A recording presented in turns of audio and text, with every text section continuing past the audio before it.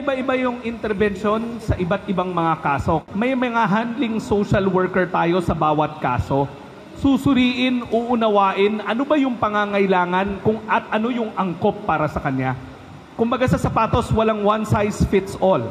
Nagkataon lang yung kay Rose, yun talaga ang evaluation ng social worker natin. Si Rose, saka yung husband, yung partner niya na Barker, they make 500 pesos a day. 300 pesos sa pangangalakal, 200 pesos sa pagkakabarker.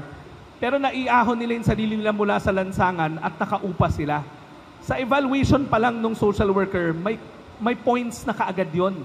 Ibig sabihin, meron silang sariling disiplina kung paano nila pagkakasyahin yung maliit nilang kinikita. Tiniyak naman ni Secretary Gatchalian na susubaybayan ng ahensya si Rose at ang kanyang pamilya upang masiguro na magagamit sa maayos ang ayudang ipagkakaloob sa kanila.